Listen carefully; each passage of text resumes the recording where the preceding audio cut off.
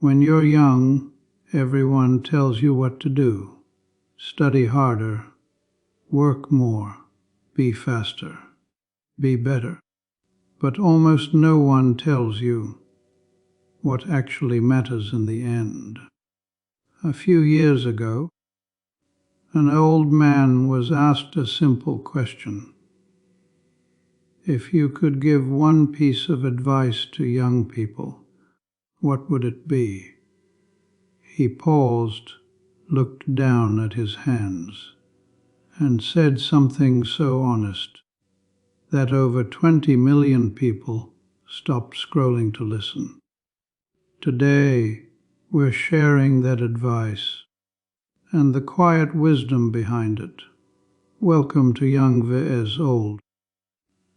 This is a space where young questions meet old wisdom, where curiosity meets experience, and where mistakes finally start to make sense. When you're young, life feels endless. Time feels cheap. Mistakes feel fixable. When you're old, time becomes precious. Regret becomes clearer, and advice becomes heavier because it's earned. This video isn't about perfect lives. It's about real lives, messy ones. Lives filled with wrong turns, missed chances, and lessons learned too late. And if you listen closely, you might learn something before it becomes a regret. Let me tell you about Arthur. Arthur is 82 years old. He lives in a small apartment above a bakery. Every morning he wakes up at 5:30, not because he needs to, but because his body doesn't remember how to sleep in anymore. He makes tea, no sugar, sits by the window, and watches people rush to places he no longer needs to be. One afternoon, a college student, maybe 2021, recognized him from a short interview clip online. The kid asked, "Can I ask you something?" Arthur smiled. Of course. The question was simple. What's the biggest mistake young people make? Arthur didn't answer right away. He looked outside, watched someone trip on the sidewalk and laugh it off. Then he said, "We think we have time." That was it. No dramatic speech, no big quote. Just, "We think we have time." Arthur talked about his 20s. He was smart, capable, always busy. He worked long hours, skipped dinners, postponed phone calls. "I'll visit next year. I'll apologize later. I'll take that trip someday." But someday is quiet. It doesn't announce when it leaves. Arthur lost his best friend at 29, heart condition, sudden. They had argued a month before, about something stupid, money, pride, ego. Arthur planned to call him after work, but work ran late. He never made the call. That, Arthur said, was the first time I learned what regret actually feels like. Not guilt, not sadness, regret. The kind that sits with you for decades. Young people often ask, "What career should I choose? How do I make more money? How do I succeed faster?" Arthur said no one ever asked him, "How do I keep people close? How do I forgive sooner? How do I know what's worth stressing over?" He said the biggest mistake isn't failing, it's postponing life, postponing honesty, postponing joy, postponing hard conversations. Because when you're young, you believe tomorrow is guaranteed. Arthur isn't alone. Across different interviews, different cultures, different lives, older people keep saying the same things, not loudly, not dramatically, quietly. An 89-year-old woman once said, "I spent years worrying about what people thought of me. Now I can barely remember their names." A retired factory worker said, "I chased promotions so hard, I forgot to notice my kids growing up. Now they're adults, and I'm a stranger trying to catch up." These aren't dramatic regrets. They're ordinary ones, and that's what makes them dangerous. Think about your own life for a second. Who have you been meaning to call? What have you been putting off? What matters that keeps getting delayed? Old wisdom doesn't shout, it whispers. And if you don't stop to listen, you'll hear it much later, in your own voice. In the next part, we'll dive deeper. We'll talk about why chasing success often leads to emptiness, the mistakes elders say everyone repeats, and the advice they wish they had followed sooner. Because the goal isn't to live without mistakes. It's to avoid the ones that last a lifetime. After that first conversation, the young man kept visiting Arthur. Not every day, not every week, just often enough to listen. And one afternoon, he asked a different question. What should I focus on right now if I don't want to regret my life later? Arthur laughed, not because it was funny, but because it was familiar. "I asked that question," he said. "I just asked it too late." Lesson 1 seen, success isn't the same as fulfillment. Arthur spent most of his life chasing stability. A good job, a respectable title, enough money to feel safe. And to be fair, he succeeded. He owned a house, retired comfortably, did everything he was supposed to do. But he said something that stayed with that young man. Success looks great from the outside. Fulfillment feels different on the inside. Arthur explained that no one warns you how easy it is to confuse the two. You work harder, earn more, get busier, and one day you wake up exhausted, not because life is hard, but because it feels empty. You don't feel it at first, Arthur said. It sneaks up on you. A common regret elders share. Across dozens of interviews with older people, one regret keeps repeating. I wish I hadn't taken life so seriously. Not responsibilities, not effort, but constant pressure. Pressure to prove something. Pressure to impress people who didn't stay. Pressure to win games that didn't matter. One retired teacher put it simply. I spent years stressed about things that never happened. Lesson 2. Most stress is borrowed from the future. Arthur said, young people live in a strange time loop, worried about things that haven't happened yet. while ignoring what's happening right now.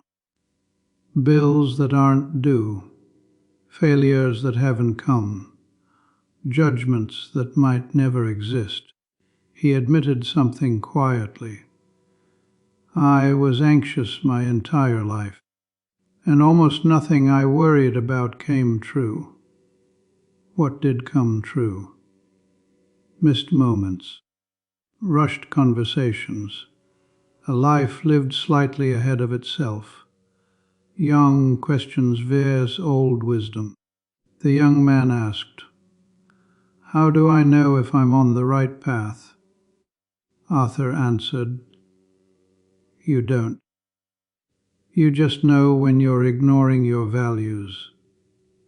He said, "Wrong paths don't feel wrong at first. They feel productive. They feel impressive. They feel safe. Until one day you realize you've built a life that doesn't feel like yours." Lesson 3. Relationships outlast achievements. Arthur pulled out an old photo album. Black and white pictures, faded edges, faces from another era. He didn't point to awards or houses or certificates. He pointed to people. My brother, my wife, my friend.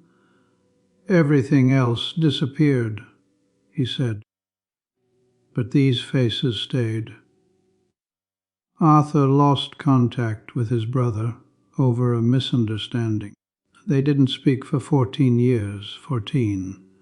They reunited late in life, apologized, forgave. But time didn't come back. A hard truth elders learn too late. Old people rarely regret what they did. They regret what they didn't do. Didn't say, "I love you."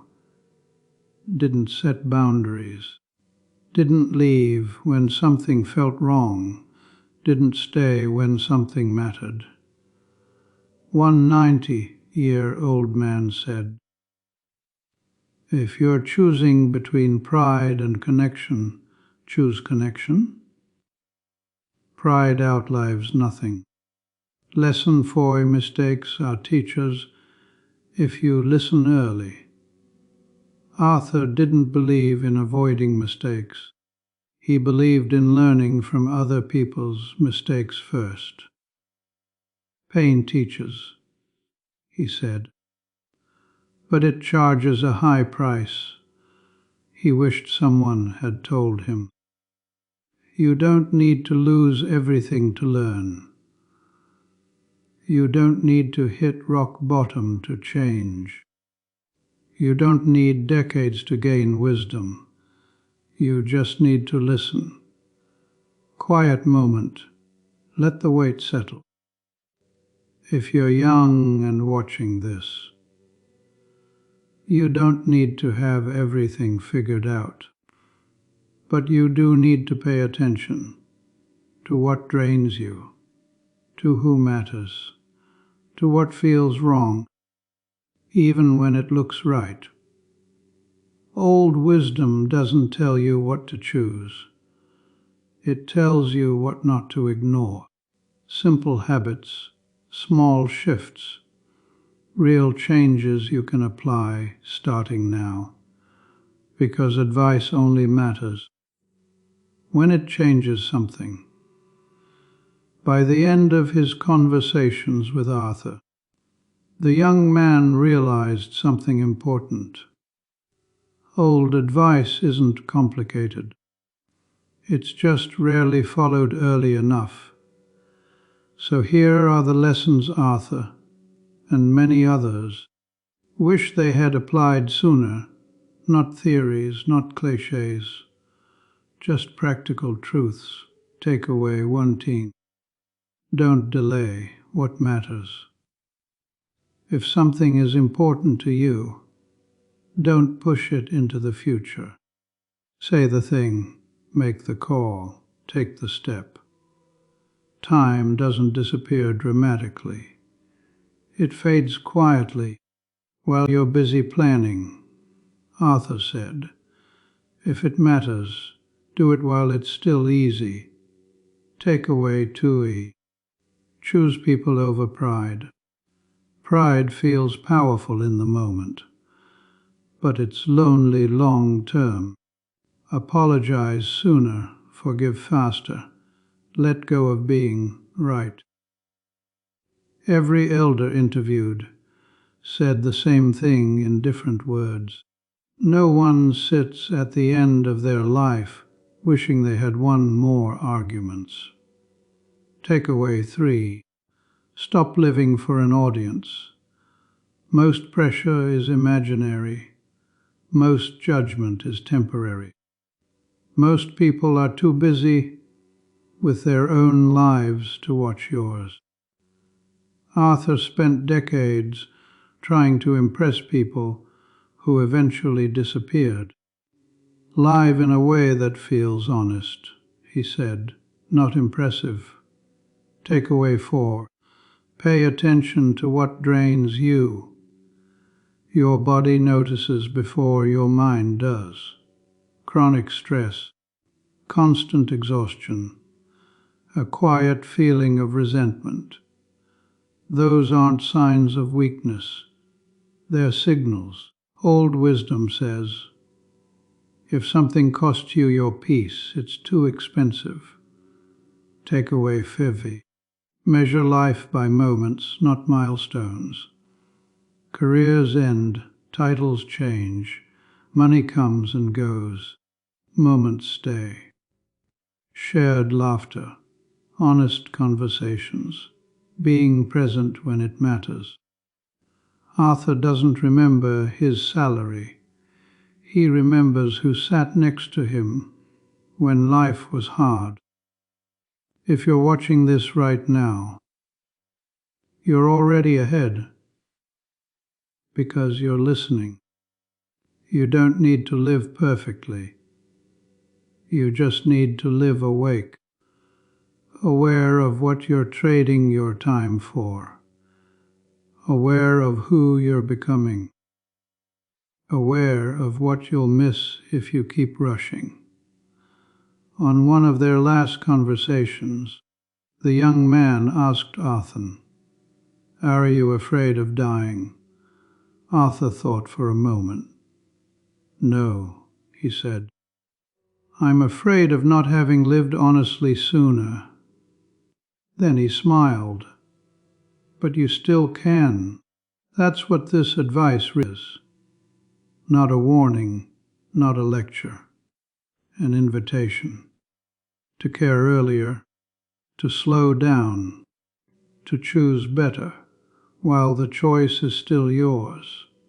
If this video made you pause, if it reminded you of something you've been putting off, take one small step today.